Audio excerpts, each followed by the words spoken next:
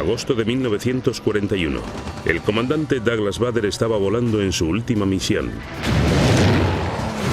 Era lo que llamaríamos un adicto a la adrenalina. En 16 meses había volado en más de 100 misiones de combate. Era un piloto magnífico. Y había derribado 20 aviones. Yo no podría hacerlo con las piernas que me ha dado Dios, y él lo hacía con piernas de metal. Pero durante una patrulla de búsqueda y destrucción sobre la Francia ocupada, a Bader se le acabó la suerte.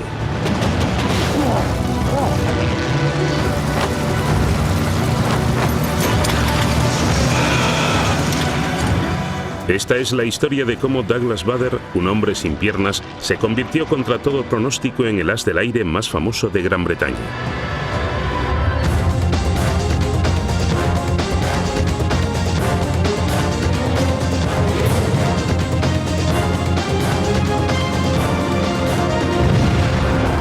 Pilotos de guerra, Douglas Bader. Douglas tenía una ambición desde la infancia, ir a RAF Cranwell, la Academia de las Fuerzas Aéreas. Fue un atleta excepcional. En los pasillos hay muchas fotos suyas en los equipos de squash, de tenis, de rugby. Era un alumno estrella.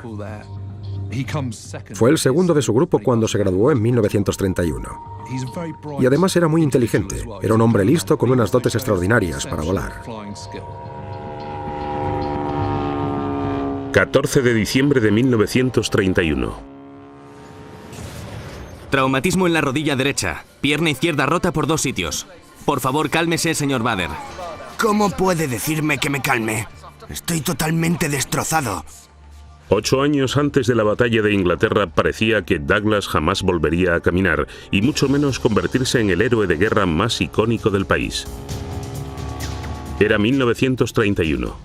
Bader era un piloto de la RAF joven e impulsivo, famoso por sus acrobacias. Hacer acrobacias es dificilísimo. Hace falta tener mucha destreza. Hacer quiebros, toneles, bailar por el cielo. Era el objetivo de ser piloto, porque la clave de los biplanos era su maniobrabilidad, no su velocidad. Y Bader era uno de los pilotos mejores y más hábiles del Reino Unido. Sufrió el accidente en 1931. Estaba haciendo una maniobra que había hecho muchas veces, pero la hizo con el caza Bristol Bulldog, el mejor de su clase, que acababa de entrar en servicio. ¡Dios! ¡Cuidado con lo que hacen! Volar con esa precisión en tan poco espacio era dificilísimo. Se arriesgó a volar demasiado bajo y demasiado rápido. A ese nivel te basta con un error de cálculo de 30 o 60 centímetros. A 160 kilómetros por hora el ala del biplano tocó el suelo. Fue un siniestro total y reconoció que había cometido un error.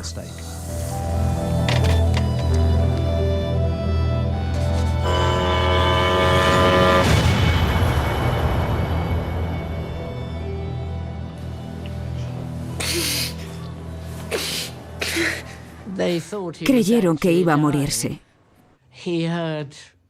Oyó a 2 enfermeras decirse: «Calla, que hay un muchacho muriéndose». Los médicos descubrieron que tenía la pierna derecha astillada y no se podía curar, así que la amputaron por encima de la rodilla. Y como tenía gangrena, no tuvieron más remedio que amputarle también la pierna izquierda.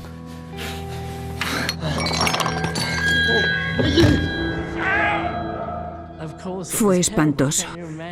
¿Se imaginan perder las 2 piernas con 21 años?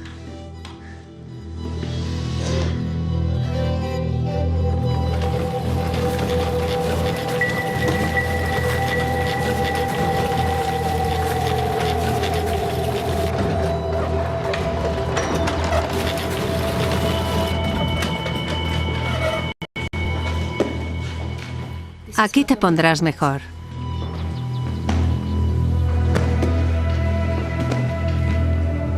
Le fabricaron 2 piernas artificiales para que pudiera comenzar el agónico proceso de rehabilitación. Su médico le dijo que se enfrentase al hecho de que nunca volvería a caminar sin bastón.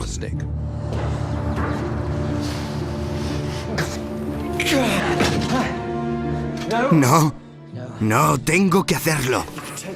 Puede llevarse esto.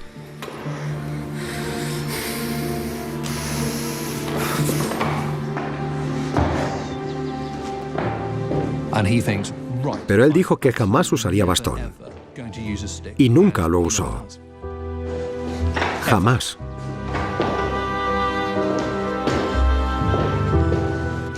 Reconoció que el accidente era culpa suya e intentó llevar una vida lo más normal posible. Eran los años 30 y se le consideraba un tullido. No se esperaba que llevase una vida normal. Pero Bader no se rindió. Durante su recuperación, Bader encontró tiempo para salir con una camarera, la hermana mayor de Jill Lucas, Thelma. Thelma tuvo que pensar que era muy especial, porque a mi madre no le hizo gracia el compromiso. Un hombre sin trabajo, sin dinero y sin piernas no era el marido que escogería para una hija guapa. Douglas y Thelma se casaron, pero al piloto inválido le costó adaptarse a la vida fuera de la RAF. Pasó 6 largos años muy desgraciados en la década de 1930 como empleado de la empresa Shell, que en realidad le trató muy bien, todo hay que decirlo. Pero tenía el gusanillo de volver a volar.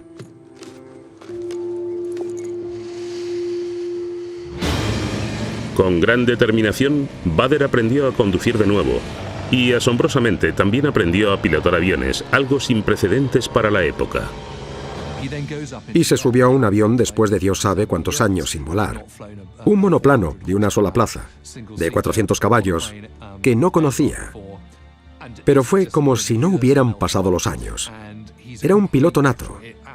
No se le había olvidado nada. Y voló de maravilla. Cuando Hitler invadió Polonia, Bader estaba más que listo para interpretar su papel. Estaba emocionado. No paraba de decir que tendrían que llamarle.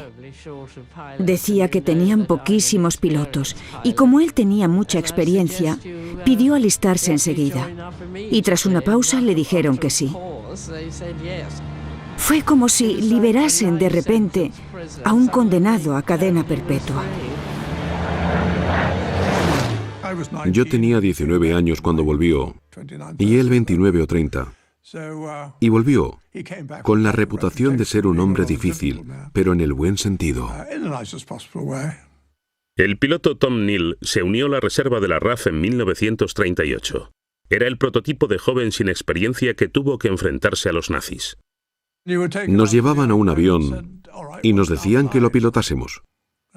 De repente, te encontrabas con un avión de 1030 caballos que iba a 720 kilómetros por hora.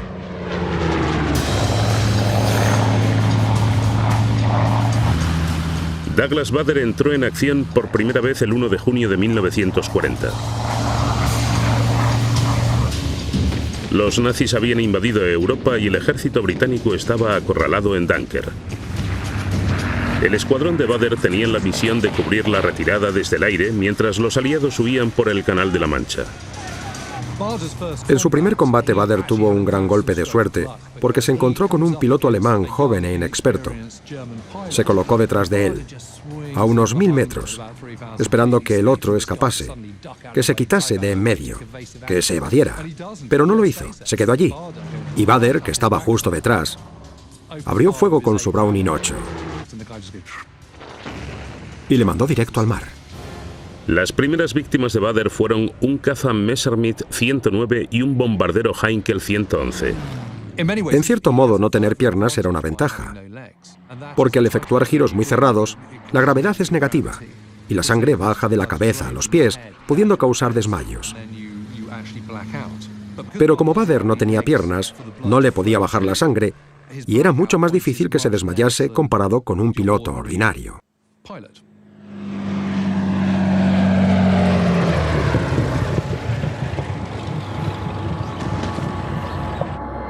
Para Bader fue un triunfo personal en el momento más oscuro para Gran Bretaña.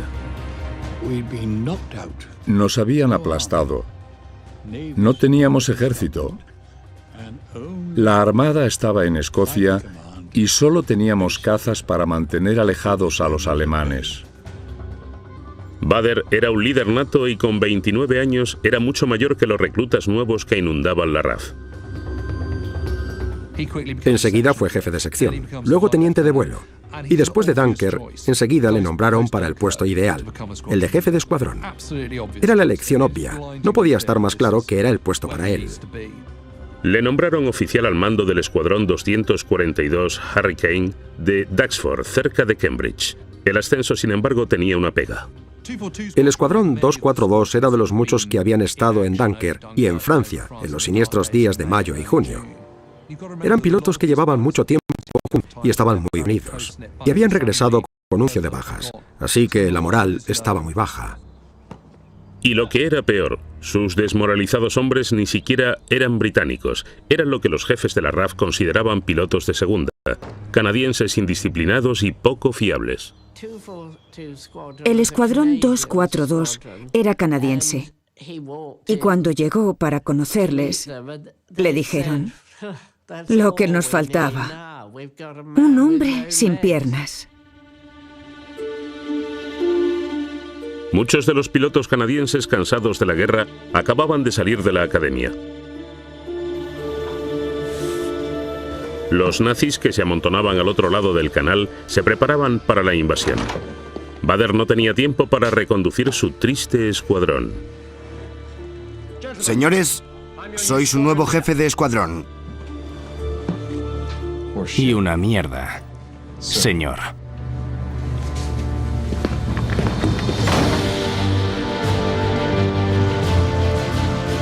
En pie, por favor.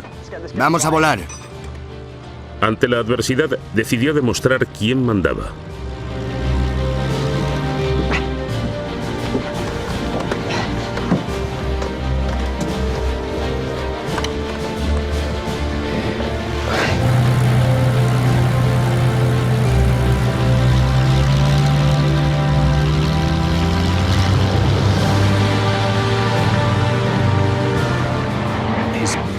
Con su habilidad natural para volar y con su fuerza de carácter, demostró que las piernas no importaban. No le daba ninguna importancia. No usaba bastón y era obviamente competente y brillante en el aire. Su discapacidad se desvaneció. Bader supo que era el momento de ir a subirse a un avión y demostrar lo bien que lo pilotaba encima del aeródromo. Desde entonces los canadienses supieron que tenían un líder al que podían respetar.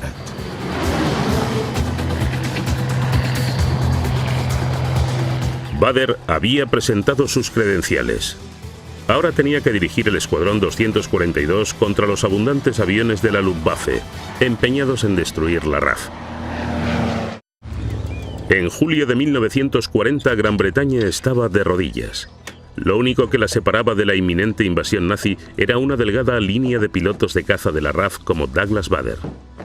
Su primera tarea como jefe del escuadrón 242 fue conseguir uniformes para sus desmoralizados hombres. Vamos, chicos, adentro, adentro.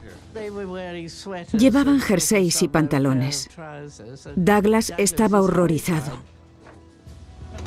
Los canadienses no eran serviles y creían que les habían tratado muy mal. Él era la persona ideal para ellos. Le adoraban.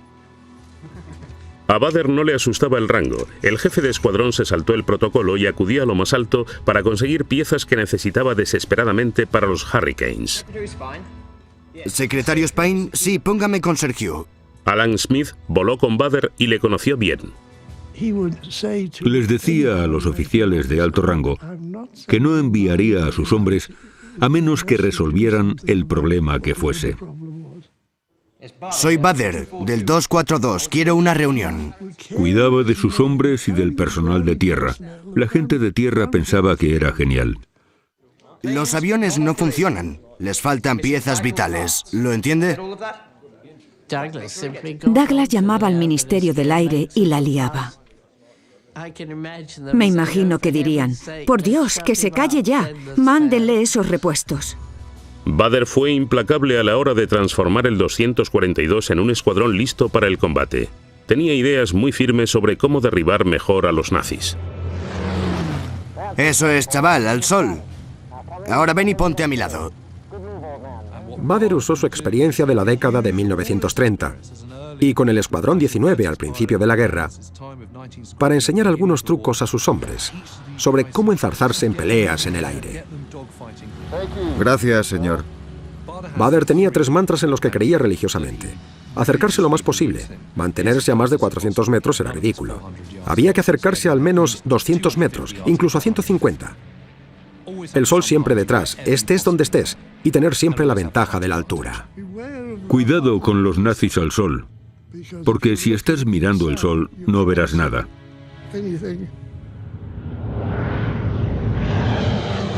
Dios, estoy en el lugar equivocado en el momento equivocado. Hitler sabía que tenía que ganar la batalla aérea antes de invadir el Reino Unido. El jefe de la Luftwaffe, Hermann Göring, presumía de que lo lograría en solo 4 días. Plan alemán de invasión de Inglaterra. Fase 1. Destruir la RAF y sus bases. Controlar las rutas aéreas y marítimas del canal. Destruir las redes de transporte y comunicación. Y sobre todo obtener el dominio del cielo. No era fácil lanzar una invasión cruzando el canal, y Hitler no sabía cómo hacerlo. A lo largo de junio acabó con Francia, y pasó julio meditando cuál sería el siguiente paso. Esperaba que Gran Bretaña pidiera la paz, pero el país, con Churchill al frente, no tenía esa intención. La pregunta que se hacían todos es ¿cuándo actuarían los nazis? Eran días largos y aburridos, en los que mataban el tiempo en la sala comunitaria. Tenían que estar allí porque les podían llamar en cualquier momento. No había mucho que hacer, y los hombres de acción como Bader no aguantaban sentados leyendo Guerra y Paz. Estaban nerviosos. No paraban quietos. Jugaban a las cartas y daban vueltas a las tácticas una y otra vez. Puede que pensasen demasiado. Finalmente, el viernes 13 de agosto los nazis lanzaron un ataque aéreo masivo. Comenzó la batalla de Inglaterra.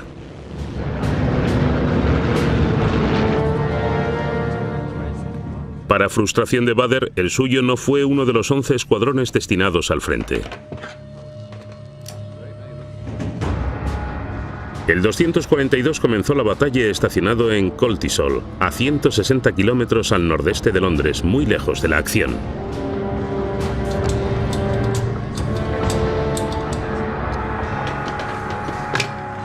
Llévanos al aire, Buddy, maldita sea. Tenemos que estar allí. Estamos listos. Una de las razones por las que Bader no fue asignado a ese primer grupo 11 fue porque no podía estar en el aire en 3 minutos. Caminaba muy bien con las prótesis, pero no podía correr hasta el avión. Cuando sonaba la alarma tenías que dejarlo todo y salir corriendo. Tom Neal recuerda con claridad cuando tenía 20 años y era un piloto de Spitfire que luchaba contra los alemanes. La regla era que tenías que estar en el aire en 3 minutos. Muchos iban en pijama y era un momento embarazoso cuando les derribaban. Caían a tierra y les encontraban en pijama. Durante 2 semanas la Luftwaffe atacó las defensas aéreas de la RAF en el sur de Inglaterra. La diferencia era abismal. Los aviones alemanes superaban en número a los británicos en una proporción de 3-1. 20 de agosto de 1940. Escuadrón 242, prepárese. Ángeles 15, Northwill. 242, prepárese. Cuando la Luftwaffe empezó a internarse más en Inglaterra, Bader tuvo su oportunidad. El 242 fue enviado a defender el aeródromo de Northwill, a 49 kilómetros al norte de Londres.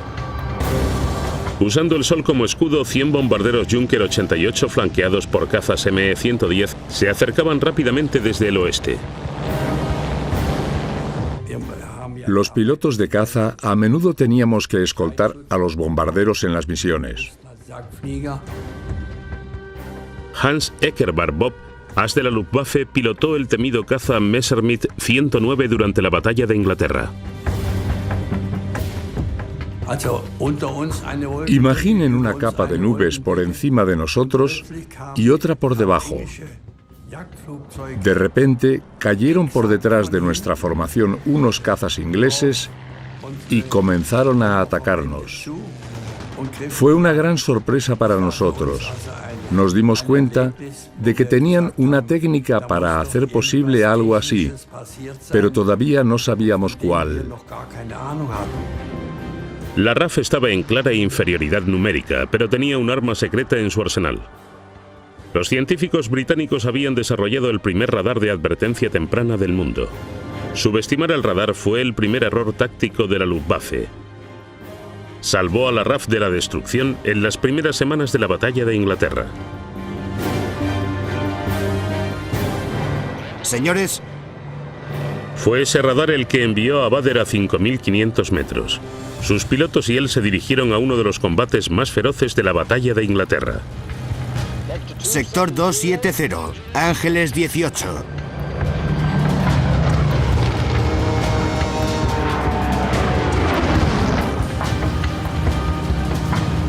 Avión enemigo a las 10 en punto. Bader y sus hombres solo tenían 9 cazas contra una oleada de aviones alemanes. Y lo que era más, los hombres del 242 volaban en aviones con tecnología obsoleta, los Hawker Hurricane. El moderno Messerschmitt 109 de acero le superaba en categoría y velocidad. El Hurricane era un caza biplano transformado en monoplano con un armazón de acero y madera revestido de un frágil lienzo. Los cazas británicos solo llevaban ametralladoras, mientras que nosotros llevábamos pequeños cañones. Es decir, que a la hora de disparar, los alemanes contábamos con la ventaja de que nuestros disparos eran casi siempre mortales. Pero el Hurricane tenía una ventaja táctica sobre el Messerschmitt 109 alemán, como recuerda Tony Pickering, un piloto que voló con Bader a los 19 años. Los Messerschmitt podían subir y bajar mucho más rápido que los Hurricane, pero nosotros podíamos girar entre ellos. En las luchas a corta distancia, los ingleses tenían la ventaja de maniobrar en muy poco espacio. Y Bader y los pilotos de Hurricane aprovecharon esa ventaja. A la misma altura volaban a 50 o 60 kilómetros más rápido que nosotros. Pero si nos sorprendían por detrás, no teníamos más que dar la vuelta muy deprisa. Y no nos podían seguir, no podían girar como nosotros. A lo mejor el Hurricane giraba más torpemente, pero giraba rápido y se ponía a la cola del Messerschmitt antes de que éste pudiera reaccionar.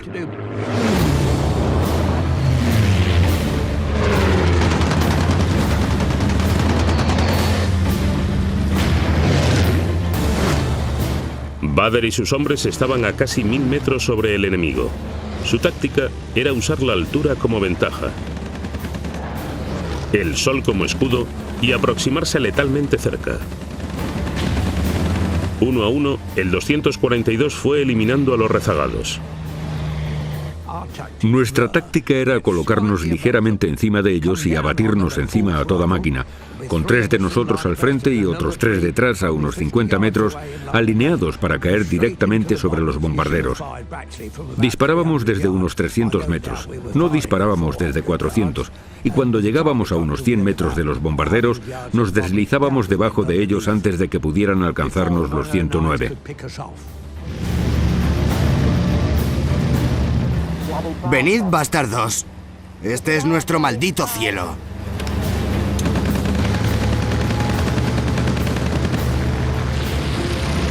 Al final del día, Bader y sus hombres se habían cobrado 12 cabelleras sin ninguna baja. Un logro notable para un escuadrón que unas semanas antes estaba hundido y que había sido rescatado por un hombre con piernas artificiales. Se suponía que tenía que defender el aeródromo, pero persiguió a los bombarderos alemanes que vio y derribó a muchos. Cuando volvió, Lee Mallory le llamó y le preguntó qué había hecho. Keith Parks le había dicho que había estado cazando furtivamente en su territorio y no se lo podía creer. Douglas le dijo que había derribado 15 aviones o no sé cuántos. Las tornas estaban cambiando en la batalla de Inglaterra. una oleada tras otra de bombarderos nazis intentó someter a Gran Bretaña. Pero la RAF resistió.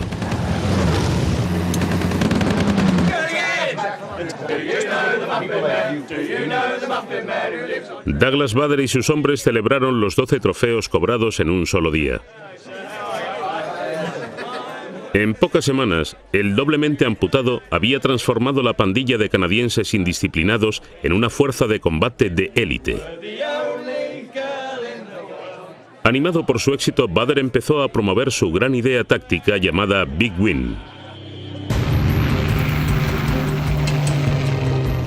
Al principio de la batalla de Inglaterra, los escuadrones de la RAF solían atacar solos las formaciones de bombarderos alemanes. Bader tuvo la idea de atacar con múltiples escuadrones. Bader tuvo la idea de atacar a los alemanes con un grupo de aviones mayor y un poco más tarde de lo que lo hacíamos. Has hecho muy buen trabajo, muy buen trabajo. Es hora de pasar a la ofensiva. La táctica probada por la RAF era repeler los ataques alemanes con combates de guerrilla breves y violentos. La atrevida y polémica idea de Bader fue hacer justo lo contrario, enviar cientos de cazas al encuentro de los alemanes. Se convenció de que hacía falta atacar con formaciones masivas de cazas, no con escuadrones diminutos que picoteaban a la Luftwaffe cuando se acercaba. Era mejor contar con una masa de entre 3 y 5 escuadrones, unos 50 aviones en el aire a la vez, atacando juntos a las formaciones. El Big Win tenía la ventaja personal añadida de que así Bader y sus hombres tenían la acción garantizada y no quedaban relegados en tierra en la retaguardia. Será el momento en que les detendremos. La filosofía de Bader era primero yo y luego todo lo que me quede. Y eso se combinaba con las grandes formaciones, compaginaba ambas cosas, y era un caballero. En las guerras hacen falta caballeros, pero no demasiados. Y él era uno de ellos. La idea no era de Bader, pero él fue su mayor promotor y el Escuadrón 242 se unió a muchas operaciones de Big Win. Sus tácticas siguen siendo controvertidas incluso hoy entre algunos de los jóvenes que participaron. El 15 de septiembre de 1940 hubo 2.000 aviones en el cielo a la vez y volvimos a North Wheel con la lengua fuera. Habíamos perdido a la mitad de los compañeros. Y los de la formación de Duxford, que era unos 60, nos preguntaron dónde estaba el enemigo. El enemigo se había vuelto a casa hacía tiempo. Conocíamos a la gente que luchaba más al sur y sabíamos que lo mejor en una batalla era la flexibilidad.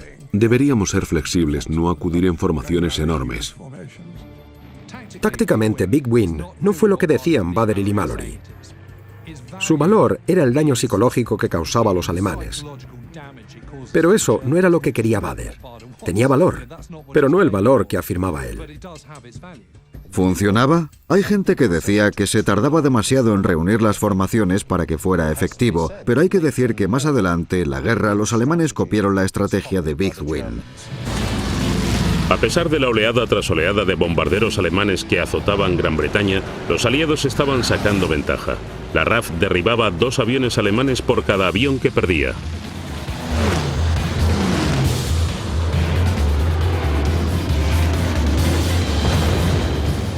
En octubre de 1940 había ganado la batalla de Inglaterra.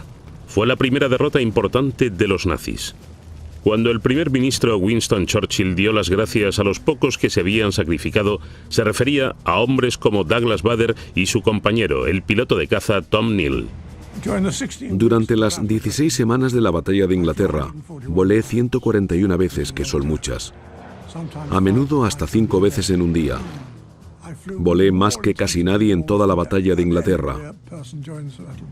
El número medio de vuelos fue de 50. Algunos los derribaban la primera vez. Algunos duraban más veces, pero fue muy raro que alguien llegase a 141 veces. Lo achacó al hecho de que era muy bueno esquivando. En marzo de 1941, Bader fue ascendido a comandante de ala y fue destinado a Tangmere, en la costa sur inglesa. El hombre con las piernas artificiales ya estaba en el frente, en el grueso de la acción, e iba a enfrentarse a su mayor batalla hasta la fecha.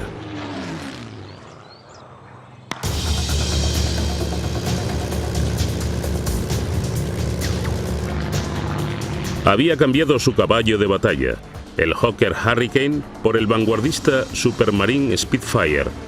Sus hombres recuerdan que su nuevo jefe hizo una entrada muy teatral. Llegó en un Spitfire, surcando el cielo. Hizo 2 círculos lentos, luego dio una voltereta y luego se deslizó hacia un lado perdiendo altura. Era un piloto magnífico. No hay forma de explicar cómo una persona, en especial, consigue que una máquina haga cosas que nadie más puede. Pregunté al tío de la sala de guardia quién era y me dijo que el señor Bader. Yo le dije que yo no podría hacerlo con las piernas que me ha dado Dios y él lo hacía con piernas de metal.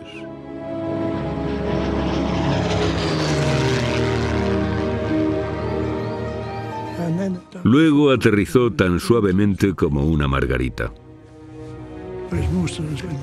Aunque cualquiera de nosotros se habría estrellado. Maniobró, apagó el motor, levantó el panel lateral para salir y sacó una pierna. Me preguntó quién era. Smith, señor. Sargento Smith. Me dijo, valdrás. Me escogió para volar con él. Como si Jesús me hubiera dicho, ven y sígueme. Muy bien, señores. Lo que estamos viendo es muy sencillo, así que presten atención. Lo que planeamos hacer es enviar 2 misiones de barrido aquí y aquí. El comandante de ala estaba a cargo del ala Tagmiar. La batalla de Inglaterra había terminado y la RAF pasó a la ofensiva. La labor de Bader consistía en dirigir misiones de rastreo y destrucción en territorio enemigo. Mensaje para la Luftwaffe. Podemos hacer lo que ellos, pero mejor. Decidieron hacer grandes barridos de cazas al otro lado del canal, al norte de Francia, para destruir a la Luftwaffe en tierra, lo mismo que había intentado hacer la Luftwaffe con ellos en 1940, aunque fracasó. Lo llamaban ruibarbos, grandes barridos de cazas con múltiples escuadrones formando alas de 3 escuadrones y a menudo hasta 6 escuadrones a la vez, con entre 50 y 100 cazas. Derribaban muchos aviones enemigos, no cabe duda. Pero también registraban muchas bajas, porque tenían las mismas desventajas que había tenido la Luftwaffe en 1940. Cuando derribaban a un piloto británico sobre Inglaterra, en 1940, el piloto podía estar volando otra vez esa misma tarde. Pero cuando derribaban a un piloto británico sobre Francia, ya no volvía a volar, porque se convertía en prisionero de guerra durante el resto de la contienda. Hay opiniones contrapuestas sobre el uso y el valor de esos ruibarbos. Pero para alguien como Bader, que siempre quería estar en el cogollo de la acción y en el frente, era lo mejor. No tenía que estar en el aire en 3 minutos, porque ya no había que reaccionar ante alguien. Ahora se decidía dónde se iba a atacar con los cazas. Se celebraba una reunión la noche antes y se sabía que a las 10 de la mañana siguiente, si hacía buen tiempo, se despegaría para formar un ruibarbos sobre el norte de Francia o donde fuese. A pesar de su nuevo rango y responsabilidad, Bader siguió siendo el mismo piloto temerario de su juventud y despertaba opiniones divididas. Volé con él muy a menudo y nos puso en peligro muchas veces. En nuestra primera invasión del espacio aéreo francés, nos condujo en formación. Teníamos que haber cruzado a más de 2.000 metros, pero acabamos cruzando a 1.500, luego a 600 y luego a 250 metros. Y nos disparaban como locos desde el suelo, todo por culpa de Bader. Así perdimos un par de compañeros, porque Bader no cumplía las reglas. Era típico de él, tenía ideas propias, porque era Douglas Bader. Hacía las cosas a su manera y tenías que seguirle porque sí.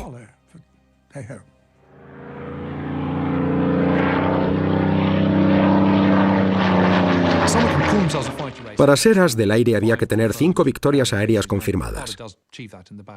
Bader lo consiguió en la batalla de Inglaterra, pero la mayoría de sus éxitos en combate los tuvo en 1941, cuando dirigió esos ruibarbos.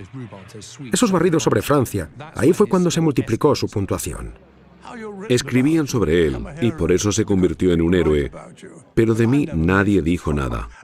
Luché como un loco y nadie me mencionó hasta después de la guerra. Bader solía volar a la batalla al frente de la formación con su leal lugarteniente Alan Smith a la derecha, ligeramente retrasado, cubriéndole la espalda. En mitad de una batalla sobre Francia, que eran frecuentes, varias veces al día, nos encontramos en lo que se llama un enjambre, que es un montón de Messerschmitt, Spitfire y Hurricane juntos. Un enjambre es un buen modo de describirlo. Sudábamos porque silbaban las balas alrededor y de vez en cuando caían paracaídas. Y de repente se oyó su voz tranquila. Se me ha olvidado reservar la pista de squash para las 7 de esta tarde. ¿Te importa reservarla tú? Ahora mismo estoy un poco indispuesto. Por Dios, si eso era lo único que le preocupaba a él, ¿cómo íbamos a preocuparnos nosotros por los malditos alemanes que había por todas partes? Enseguida nos calmábamos. Al demonio los alemanes. Esta tarde jugaremos al squash a las 7.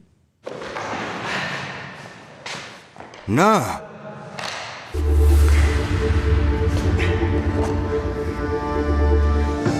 Bader era implacable y rozaba el suelo con sus pilotos. En un frenesí que duró 8 días se cobró 12 víctimas. Ese ritmo le pasó factura. Tenía que tomar analgésicos todo el tiempo. Pero no le importaba. Nunca reconocía que le doliera algo. Cuando caminaba con todo el peso sobre esas piernas de hojalata, era doloroso y restrictivo. Pero cuando iba en la cabina del avión, podía hacer de todo sin dificultad. Siempre estaba pensando en volver al avión. Hola, chicos. Bader llevaba más de un año en el corazón de la acción. Se tenía la sensación de que Bader estaba llegando al final de su uso operativo. Llegó un momento en el que llevaba haciendo lo mismo demasiado tiempo. La mayoría de los pilotos no lo hacían más de 6 meses. Bader llevaba 18 meses o más. El plan era esperar a otoño, hasta septiembre, y luego dedicarse a otra labor como la de instructor o la que fuera, para descansar de volar. Pero no aprovechó la oportunidad de retirarse cuando pudo. Señor, he pensado que le gustaría saber que los cañones de los Spitz se están oxidando y los chicos están hartos. Se lo ocultó a sus hombres, pero se estaba agotando. Lo que queremos hacer es más barridos con cazas. Gracias, señor. ¿Tengo que dormir? Douglas nunca fue temerario y nunca me puso a mí ni a nadie en peligro. Y siempre aguantaba los golpes. No se escaqueaba. Por eso no era popular con los altos oficiales, que tenían un alto concepto de sí mismos.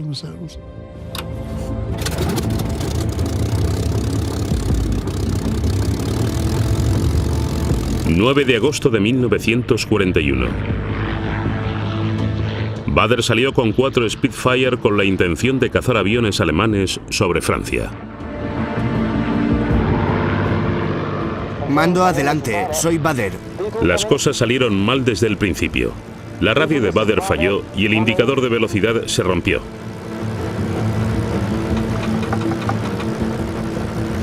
Dax Buddy desde Beetle. Están a unos 40 kilómetros al este de vosotros. Lo que Control de Tierra intentaba decir a Bader era que el radar había detectado 12 Messerschmitt 109. Estaba volando hacia una rampa.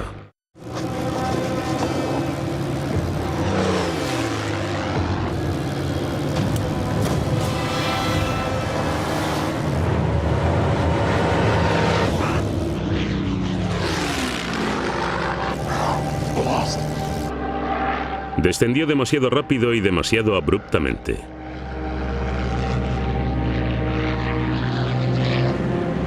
De repente, el comandante de ala Bader se encontró solo en cielo hostil. Bader descubrió 609 más. Persiguió y derribó a 2. Momentos después se encontró a otros 209 en su cola preparados para abatirle.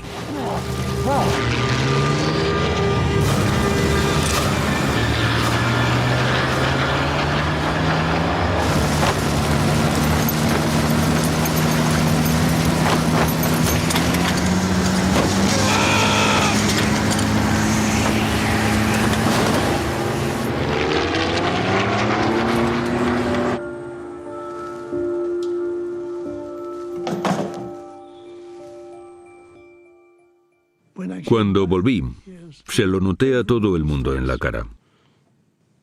Douglas no había vuelto. Entró por la puerta y dijo: «Lo siento, Thelma, pero hoy Douglas no ha vuelto».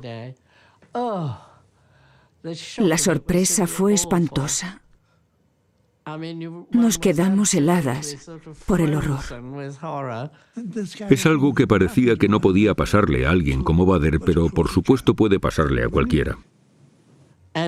Y además no supieron decirnos si estaba vivo o muerto. Tuve una sensación de tristeza casi física. No podía ocurrir. No podía ocurrir. 5 días después, los alemanes anunciaron por radio que le tenían. Lo celebramos mucho. Bader estaba encerrado en una cárcel hospital alemana.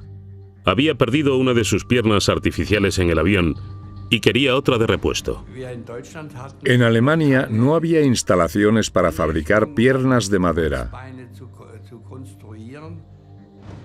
En un gesto extraordinario, el jefe de la Luftwaffe, Hermann Göring, permitió que la RAF le llevase una pierna nueva. Se acordó que a cierta hora un avión inglés sobrevolaría cierto aeródromo y lanzaría una pierna de madera para Bader. Iban en un paquete.